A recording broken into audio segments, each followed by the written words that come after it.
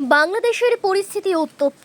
এই সময়ের মধ্যে বাংলাদেশে অন্তর্বর্তীকালীন সরকার গঠন হয়েছে এবং এর আগে উত্তপ্ত পরিস্থিতি নিরিখে গোটা দেশ জুড়ে বাংলাদেশের সাথে সীমান্ত সুরক্ষা কঠোর করা হয়েছে বলে বারবার দাবি।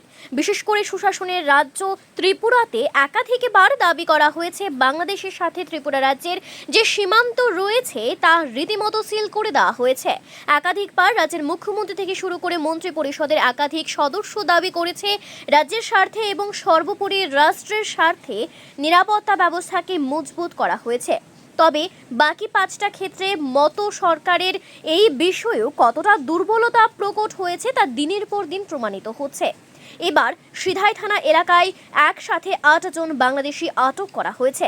সেই সাথে ভারতীয় সহ মোট ১২ জনকে আটক করা হয়েছে বলে পুলিশের দাবি। এদিকে স্বাভাবিকভাবেই সিধাই থানার পুলিশের তরফ থেকে দাবি করা হয়েছে গোটা ঘটনার পরিপ্রেক্ষিতে তদন্ত চলবে, কিন্তু প্রশ্ন হচ্ছে এত টাইট নিরাপত্তা ব্যবস্থার মধ্যে কিভাবে অনুপ্রবেশ ঘটছে? কি রয়েছে রহস্য? পর্দার পেছনে অন্য কোনো খেলা হচ্ছে না তো? রাজ্যের মুখ্যমন্ত্রী বা স্বরাষ্ট্রমন্ত্রী বারবার নিরাপত্তা ব্যবস্থা নিয়ে ভরাই করলেও যেভাবে দিনের পর দিন অবৈধ অনুপ্রবেশ বাড়ছে তার নিরিখে রাজ্যবাসী নিরাপদ তো? একাধিক প্রশ্ন কিন্তু উঠছে। এর পাশাপাশি দাবি উঠছে সরকার তুমি উপযুক্ত ব্যবস্থা গ্রহণ করো এবং রাজ্যের সাথে অবৈধ অনুপ্রবেশ বন্ধ করতে বলিষ্ঠ পদক্ষেপ গ্রহণ করো।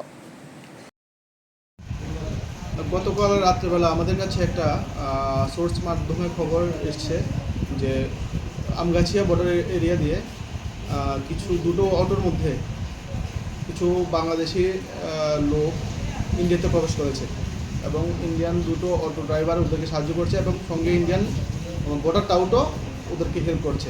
তো এই হিসাবে আমাদের অফিসার এবং টিম সিআইপিসের টিম সেখানে যায় এবং লোকাল যে স্থানীয় মানুষের সহায়তা এবং আমরা দুটো অটোকে আমরা ধরতে পারি এবং সঙ্গে আমরা টোটাল 7 জন বাংলাদেশি ন্যাশনাল এবং Indian touts including auto driver সহ টোটাল 12 জনকে আমরা আটক করতে সক্ষম হই। পরবর্তী সময়ে ওদের কাছে আমরা ডকুমেন্ট ও বিভিন্ন কাগজপত্র দিয়ে আমরা প্রডিউস করতে বলি এবং তারা আমাদের সময় চায়। তো সময় চেয়ে ওরা আজ সকাল অবধি কোনো ডকুমেন্ট প্রডিউস করতে পারিনি। সেই হিসাবে আমরা একটা কমপ্লেন নিয়েছি। সুমোটো কমপ্লেন্টের ভিত্তিতে তাদেরকে অ্যারেস্ট করা হয়েছে আর আজকে আমরা ওদেরকে কোর্টে পাঠিয়ে দিয়েছি। কিছু কিছু জায়গা থেকে অভিযোগ উঠে আসছে যে বাংলাদেশে বিভিন্ন হিন্দুদের উপর আক্রমণ, বাড়িঘর ভাঙচুর, লুটপাট, এই ধরনের কোনো লোক আপনারা পেয়েছেন বা আপনাদের কাছে কোনো অভিযোগ করেছে?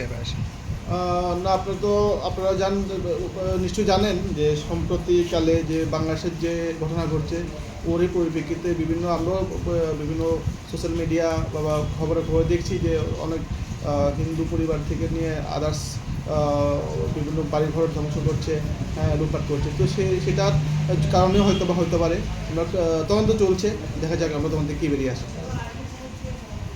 কয়জনকে আটক করতে পেরেছেন? টোটাল 12 জন, এর মধ্যে 7 জন বাংলাদেশি ন্যাশনাল এবং ওরা 7 জনই ট্রান্সজেন্ডার। আরও বিভিন্ন জায়গায় কোনো ধরনের আটকের খবর এসেছে? হ্যাঁ, আমরা যে ইনফিল্ট্রেশন হচ্ছে তার কথা মাথায় রেখে আমরা বর্ডার এরিয়াতে অনবরত প্যাট্রোলিং করছি। আমরা আশা করছি যদি এমন কোনো এন্ট্রি হয় ইন্ডিয়াতে, আমরা আশা করি তাদের করতে সক্ষম হব।